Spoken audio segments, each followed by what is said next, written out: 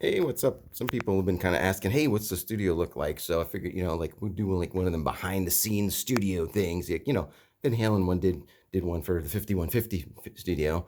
This is not quite so impressive, but I think it's kind of some cool, fun stuff. So this is what people see when they see the live stream, right?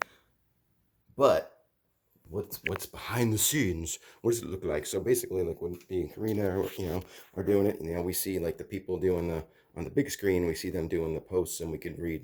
They could request them. And I got another screen that shows like kind of OBS, which is the software we use that to mix the different things. And I got a mixer here that I could mix in the guitar and everything.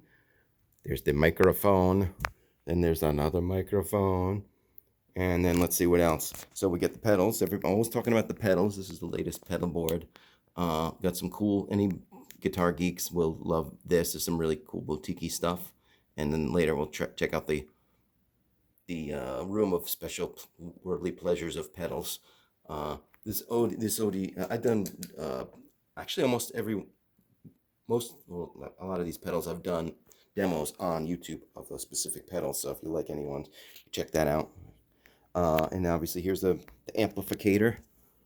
So that's a Mesa Barbara Skill 30 for you guitar geeks. And this is a custom, there's some kind of EV in here. This is a guy from Jersey, I forget his name, Impact Audio.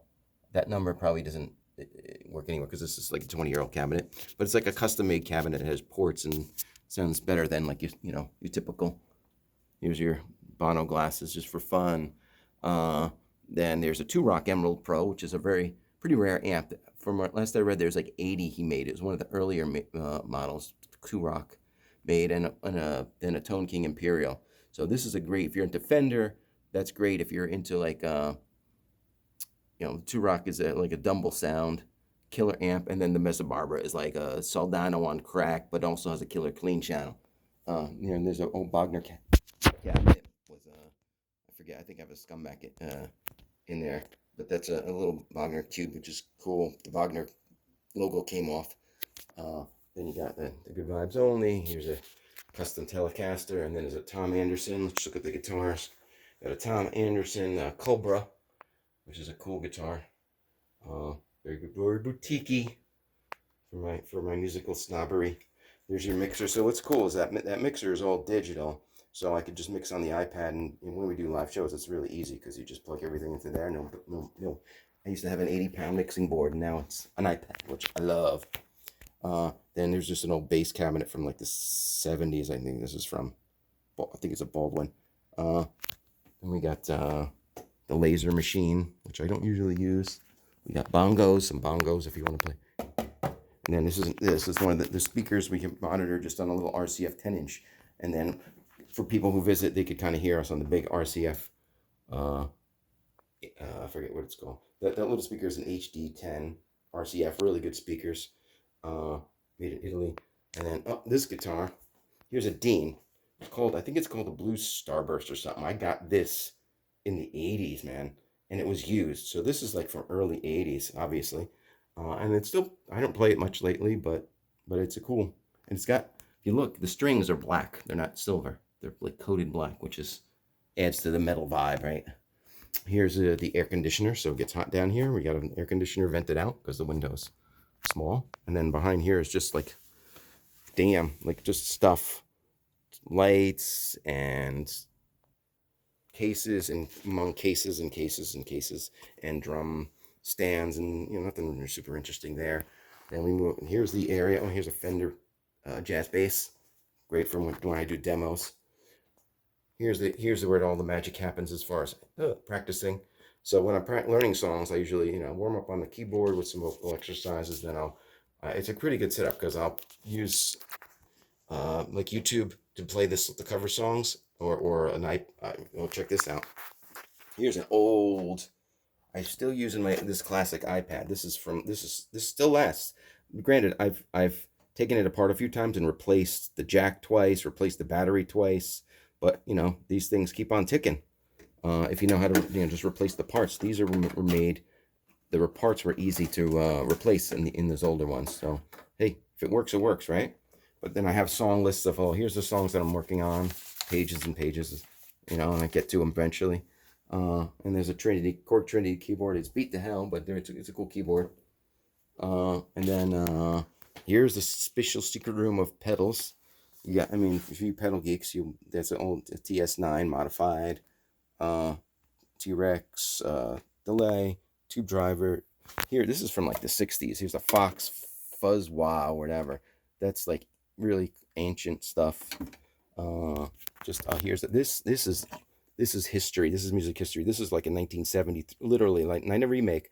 You can see it's beat up a 1970s MXR Phase 90. That's what you heard on Van Halen 1 and Steely Dan records and stuff. Thorpe Fuzz. This Chase Bliss Wilhelm Tone, they do not make it anymore. People are saying, "Oh, we spend all this money on pedals," but guess what? Here's a good example. This one I bought for like 2.25 used. They're going for 500 now because it doesn't make it anymore. So that's an investment. I doubled my money, better than freaking Apple stock. This is a Thorpe. This one's called the Muff Room Cloud. I bought it when they came out. He got sued for using the word muff because it's big muff, and so now they have a Fallout Cloud. So this one's worth more than I paid for it because they don't make this one anymore. The timeline is good. The Alexander flange. This Mac, I love the Maxon analog delays. Then there's let's see, some just the Wampler stuff, and here's the mothership, which is just there's all sorts of weird keyboard like Moog type sounds. There's a classic 80s chorus pedal CE2, boxes among boxes of stuff. Blah blah blah. Here's another fuzz. And what else? Is this one I built myself? It's basically like a clone. It's pretty cool for, Then here's your heel talk box. That's like for Peter Frampton. You put the tube in your mouth. The tube's over here somewhere. Okay, so that's some fun pedals. There's more pedal. Oh, here's some more pedals. Here's the Diamond Delay. Here's a Gravitas Tremolo, which is a Chase Bliss, a great company. Here's the Cars album. Oh, wait, let's hear a ticket. What was this? What show was this for? Tower of Power, P.B. King. That was that great band. Let's see. What else is here? Anything interesting? Newbury. They were a band that played in New Brunswick back in the day. Here's just another. Oh, here's a Muff Fuzz. That's like it's from the 70s too. Electro Harmonics. That's beat to shit. I don't know if it even works anymore. What else? There's a Perlman mic in there. I'm not gonna take it out right now, but Dave Perlman, friend of mine, makes phenomenal mics. And that's the mic I use on a lot of vocals. Sometimes I use an SM7. Oh, more cases, more guitar cases. So that's the fun room. So here's the angle from the other side. Take it to the other side, baby. Here's a camera. It's a Sony. Which one is this? The A6500. I'm pretty sure, with a Sigma lens. This is we use. Yes, see Sigma. So the Sigma lenses are really good, and this is a very wide angle lens, which allows it to be so close, but then still get the entire wide stage. I got it specifically to record like band types of performances, and it's great. It's a good camera. And then here's what I use for the recording studio, but I also run that other mixer. I just run it into the Pacifica and into the Distressor just to get it into the computer. If I wanted to get really fancy, I could run all the live channels through these really expensive, fancy things, but it'll be a pain to mix live. This is more for the recording studio. But A-Designs Pacifica, Distressor, Jeff Daking. I actually built these. These are come in kits, so it was like 8 hours or more to do a couple of these, like Neve clone preamps from the 7 Circle, but really good bang for your buck. Another thing that's gone up in value. There's a A-Designs, Peter Montesi, who's the guy who owns A-Designs, and they make phenomenal stuff. So I got the Distressor, and I have the Pacifica Distressor, this Ready. The Distressor, sorry, is Imperial Collapse, but the Ready is great for any kind of DI, like bass. It's just the bass on the whole album was done with that pretty much. Then you got these event monitors, PS8s, and I've had these since like the 90s, and they're still ticking. I even dropped this one on my leg a few weeks ago, and it still works. I mean, I was trying to move the stand, trying to get fancy, and it just fell, and it kind of got a little dent here. You see, oops. But and here's this computer. Is the brains, and it's a 12-core Apple Mac Pro, the old ones. This is from like 2012, But, you know, I did some upgrades with some, put SD drives in and put a special, you know, extra video card in there. And you can see I even labeled my drives, and there's another drive in here and some other drives there. Blah, blah, blah, fun stuff. Barely seen behind the, whatever. I'll close that later. Close that later. And then what's that? Well, and then where's the, oh yeah, here's the lights. So you got, you know, you got the lights here with the fusers. When Karina says the lights are too bright, I put the fusers on in front of them. And it's still too bright, but you know, it's better. And then this guitar, I put, believe it or not, I put plastic here because if you hit a certain note, this whole guitar will resonate on G and it'll ring it, you know, and it's annoying. So it just stops it from vibrating when you're playing certain notes live. There's the stairs. You go up them and you go down them. This can't be anything interesting on the stairs, right? Let's see. Well, we do have some. If you want a Dave Blair record, here's some stuff, some old Dave Blair CDs. And let's see. Here's a recreational area to hang out. The green room. It's not green, but got a refrigerator. There's really nothing really interesting in the refrigerator right now. I think we got to restock the refrigerator with some cool stuff. The kitchen, microwave, so people could eat and stuff. And then you got the bathroom. Really interesting stuff, right? And actually the shower is ginormous. It's a ginormous shower. It's like yeah, you could fit like a whole band. And actually, maybe we should do a live stream right from the shower. Live from the shower. And then here's just, we're trying to keep it neat in here, but it's hard because we got all this equipment. You know, we got drum kits, and this is some kind of subwoofer, crossover, blah, blah, blah. Another RCF speaker, the fan for when it gets hot, another screen if we need it, storage for some other gear, closet.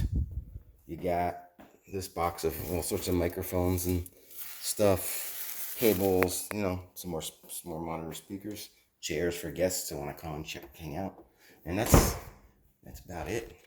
That's where the magic happens, baby.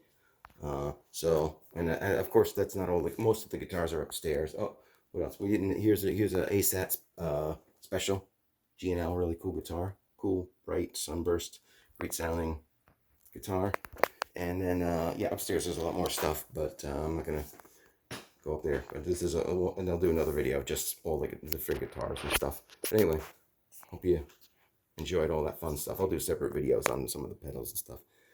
But join the live stream, which is right now, it's every Wednesday 8:30 and Saturday at 10, and we go for like 2-3 hours just until we pass out, just singing one song after another, some requests or whatever. Anyway, thanks for, if you watch this long, then you definitely are a music nerd like me. But anyway, come join us, chat, and tell me if you like the video. Bye. See ya.